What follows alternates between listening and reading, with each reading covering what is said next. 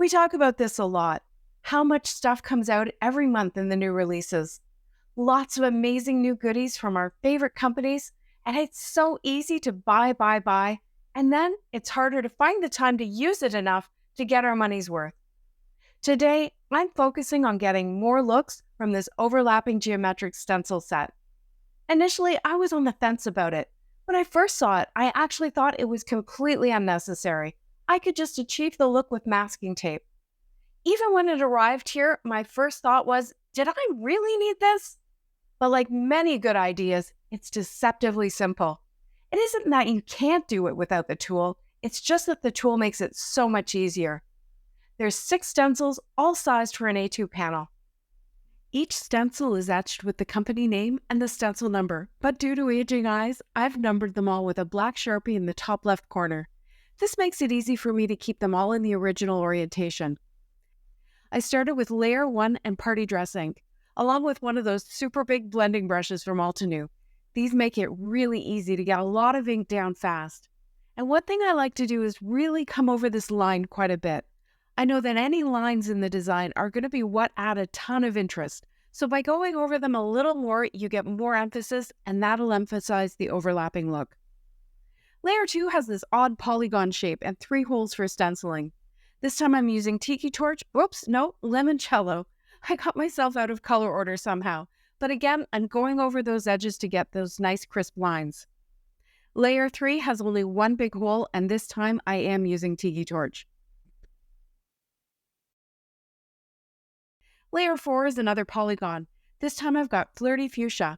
I've chosen these 4 colors not only because I love them individually, and together they're my favorite summer color combination, but also when they blend, they create the most amazing rosy reds, cherry reds, and oranges.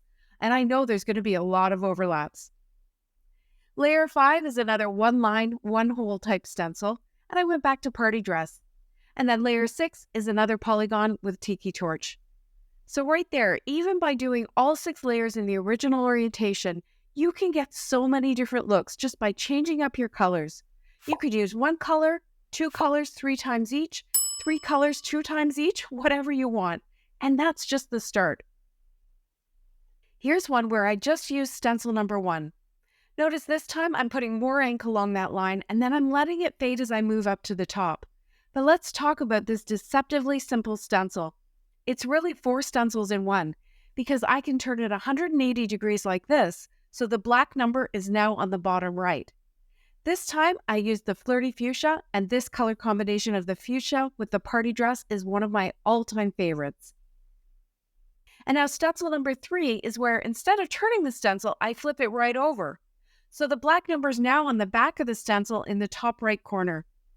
This time I used Tiki Torch, and then I turned that one so the black number is on the back of the bottom left.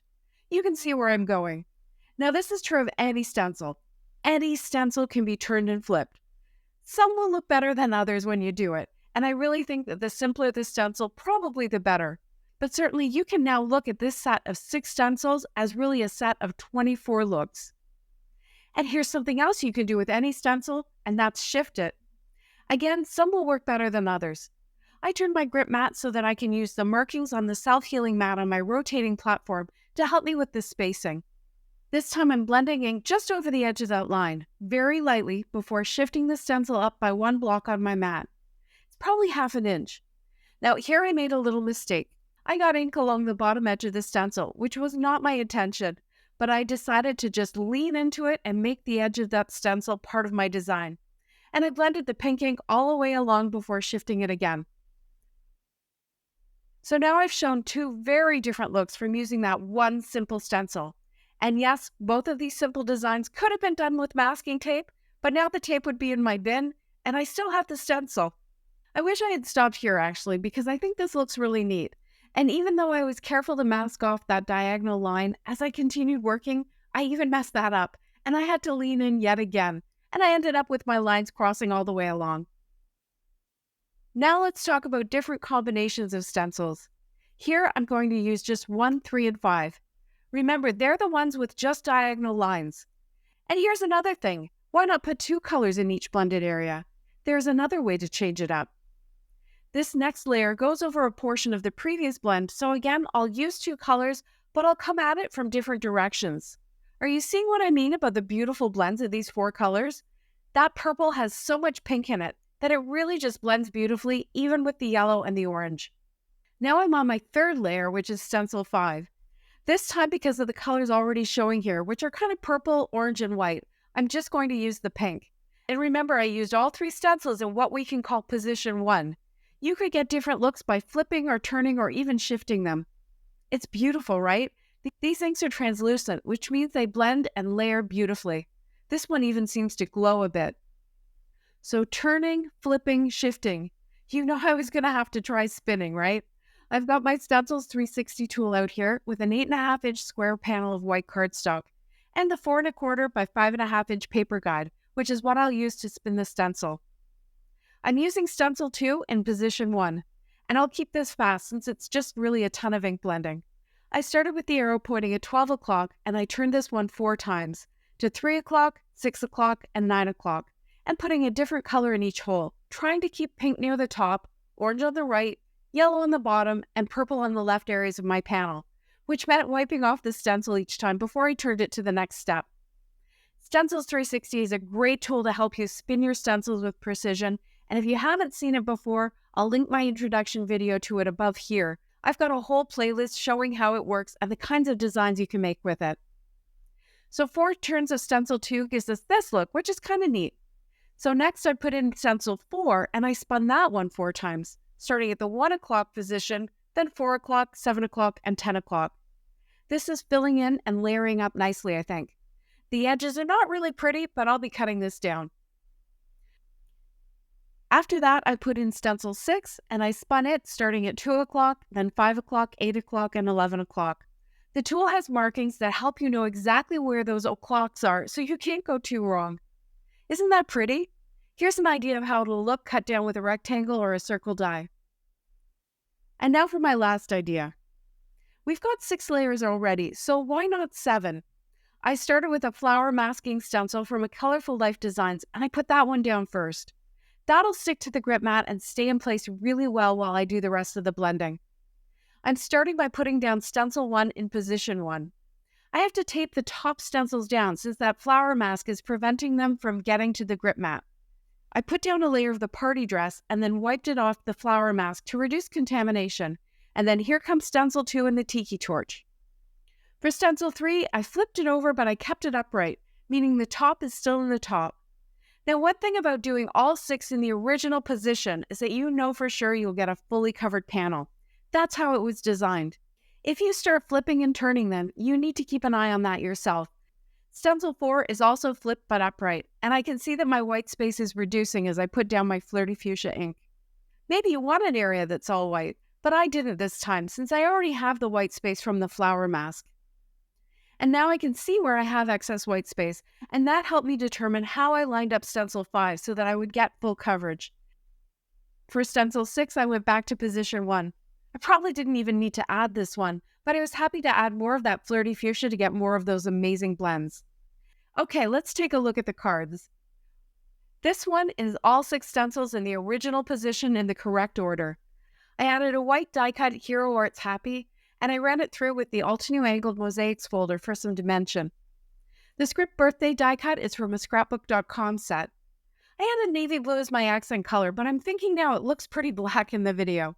But it is navy, which I think is a better choice to keep these cards feeling very summery. The dots were cut from navy with a Gina K die from the Lots of Dots set. Card 2, which was just Stencil 1, remember? This one is probably my favorite. I cut the panel with one of the layered dots cover plates from Tim Holtz and cut a scrap of navy with it as well to get the dots to fill in randomly. I added a stacked up thanks from LDRS Creative, lining up that hole in the A with one of the white holes in the panel. Card 3 is a completely different look with that same single stencil number 1. I added a Mama Elephant die cut thanks along with a Mama Elephant stamped sub-sentiment that I was able to curve to match the die cut.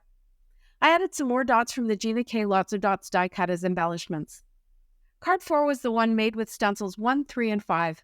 Simple but beautiful. I used navy ink on my ink blot shop sentiment and contrasting dots left over from card 2 and the navy scraps. Card 5 was the one I spun in the 360 tool. I trimmed it down and cut a large circle from the center to pop up, but before I glued it down, I turned the circle so that the colors are on the opposite sides. I think this just adds a little interest. I finished it with a big stacked up Lawn Fawn sentiment die cut. Card 6 is the one where I added the flower layer first. I love the subtle changes in color in the background, and I love how crisp and white the flowers are. My initial thought was to add navy centers to the flowers, but as I counted out the white dots to color with my navy ink, I actually kind of liked the faux embossed look they gave just in white. So the only bit of navy on this one is the stamp thanks from Ink Blot Shop. Card number 7 is the one I made from all the leftovers. I used the leftover strip of flowers, but I added colored flower centers this time. Those dots plus the ones on the background are the leftovers from card number 2, and I love the playful look they give. There wasn't an obvious place for a sentiment, so I stamped a little mama elephant sentiment on a white circle die cut, and then I glued it to the back of the popped-up flower strip. So you can start to understand why I love basic tools like this stencil set. There's 6 stencils, and by flipping and turning them, there's 4 positions for each one. You can use 1, 2, 3, 4, 5, or all 6 of the stencils. You can also shift and spin them. How many combinations is that? A lot. I hope you enjoyed seeing me make just a few of them, and only in one color combination. Oh boy, I feel like I better get back to work. Thanks so much for watching. See you next time.